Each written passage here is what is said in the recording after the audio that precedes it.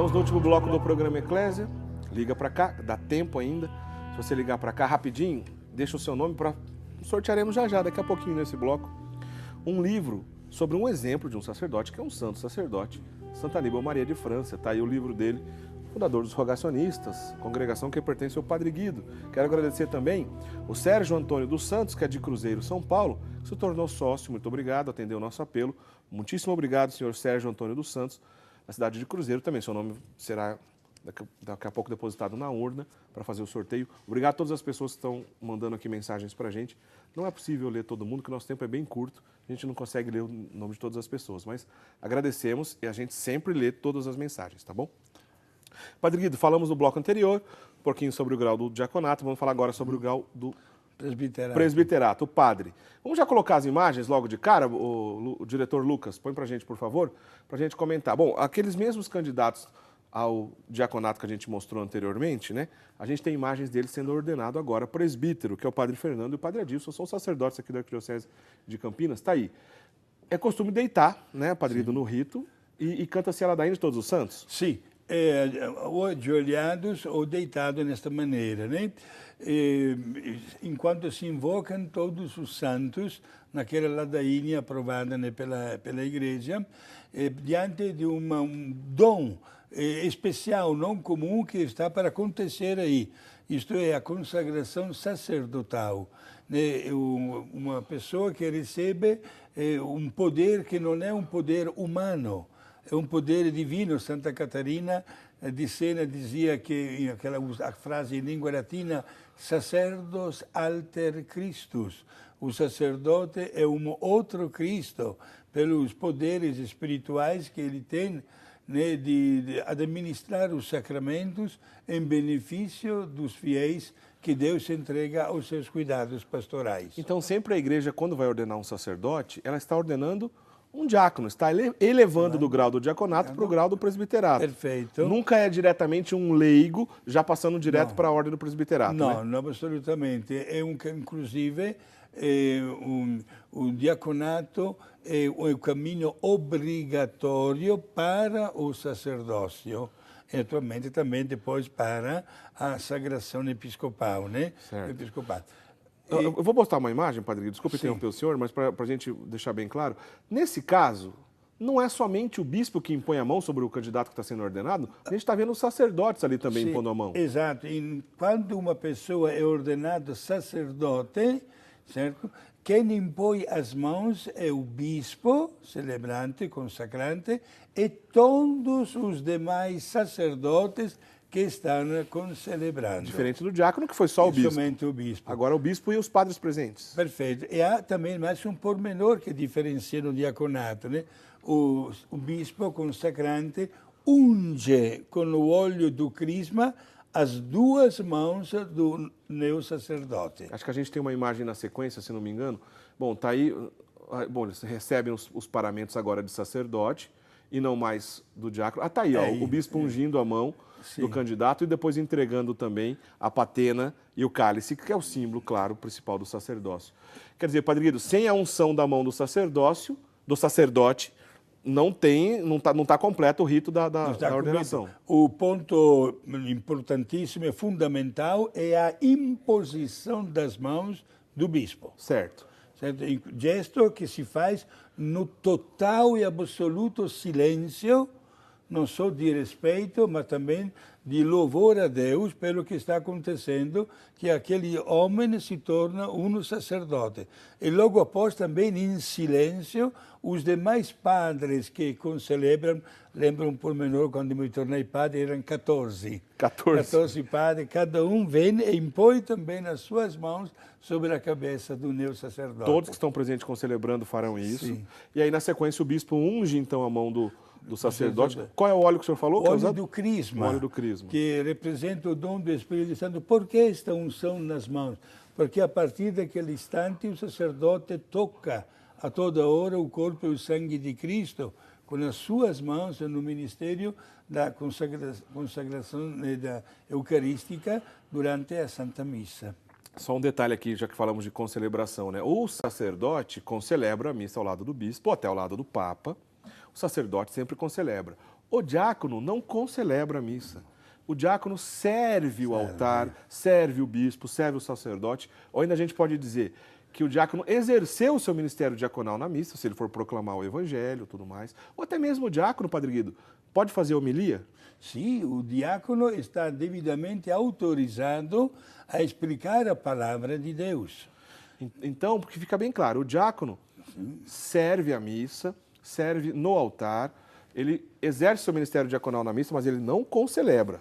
A missa é concelebrada pelos padres, como a gente viu agora há pouco. Agora, na questão da sagração episcopal, Sim. Né, tem um outro detalhe que se faz ainda com o óleo. Vamos ver pelas imagens? Põe para a gente as imagens primeiro. A gente tem uma imagem aqui da sagração episcopal de Dom Edson José, que é bispo auxiliar de Belo Horizonte. Né? A gente usou aqui para dar de exemplo aqui o que a gente está ilustrando. O Dom Edson José, bispo auxiliar de Belo Horizonte. Ali, 3 bispos, Padre Guido, aí não tem só um. Há um bispo consacrante e 2 bispos auxiliares, digamos assim, que também consagram, né, junto com o bispo. Quando 3 bispos. Olha, este é o báculo, né? O báculo que representa o sinal do pastoreio, né? Como verdadeiro pastor. Aquela curva que faz o báculo, né? Ô Lucas, quando chegar no báculo, para pra gente mostrar. Na sequência a gente tem o báculo, que simboliza o pastoreio que o senhor estava dizendo. Perfeito. E ele tem uma curva, tá aí, ó. Exato. O báculo tem uma curva. O que significa isso, Padre É a Guido? submissão, o respeito, como se fosse embaixar a cabeça diante da autoridade do Papa. Quer dizer, o báculo do bispo sempre tem essa curva submissa à autoridade do Papa. Já o Papa não usa esse tipo de báculo. O Papa usa com uma cruz, chamada férula, né? Pois ele é o vigário de Cristo, né? Então ele usa a férula e não usa o báculo com essa curvinha, justamente submisso ao Papa. Agora põe pra gente destacar, a unção, no caso da sagração episcopal, Sim. ela não é feita nas mãos, né, Padre Guido? Não, é feito na cabeça, na fronte e na cabeça, porque é a plenitude do sacerdócio. Tá lá, olha só, o bispo recebendo então a sagração do santo óleo na cabeça. E é o mesmo óleo, Padre Guido? Sempre o óleo do crisma. Certo. Que nós recebemos, meus amigos, também quando fomos crismados, que representa a efusão do Espírito Santo na nossa vida. Então, quando existe a sagração de um bispo, a unção é na cabeça. Faz parte do rito também colocar o evangelho sobre a cabeça. Acho que a gente viu nas imagens ali. Os diáconos ou acólitos seguram o evangelho sobre a cabeça do bispo que está sendo sagrado. Bom, se uma pessoa, Padre Guido, né, pessoa sonha em ser padre, ela pode sonhar em ser padre, fazer o seu caminho, ver se tem vocação, o caminho, etc. Agora, sonhar em ser bispo não depende da vontade dela. Exato. Né? Como é que funciona a nomeação de um bispo na igreja? Bom, é feito em primeiro lugar, os núncios apostólicos, representantes em todos os países do mundo, representando o Papa, são eles que têm uma visão bem clara das várias dioceses, da necessidade de abastecer, digamos assim, as dioceses com bispos. Não esqueçamos que também os bispos, após uma certa idade, 75 anos, pedem também de serem substituídos. É feito primeiro uma pesquisa muito sigilosa, né, entre sacerdotes que podem ter um conhecimento de um possível candidato a ser nomeado bispo. Certo. Não se pode adquirir um título de ser bispo, né? Seria absolutamente nulo. Né? Já tivemos na história, infelizmente, episódios bem parecidos, não só de bispos, mas até de papas. Lembramos no século XVI, né, quando tivemos o Concílio de Trento, quando foi feito o concílio, somente no meu país, na Itália, havia 5 papas ao mesmo tempo. Pois é, as crises na igreja que a gente já conversou em alguns momentos aqui no programa. O que acontece se um bispo resolver sagrar outro bispo sem autorização, sem a nomeação que o Papa tem que fazer? É excomungado, diácono Eric. Recebe a excomunhão imediata. Casos práticos que aconteceram aqui na Suíça, na época do Papa, hoje beato Paulo VI, o bispo Lefebvre, por exemplo, né? Que chegou a consagrar bispos sem autorização do Papa. E por isso foi excomungado. Foi excomungado, exato.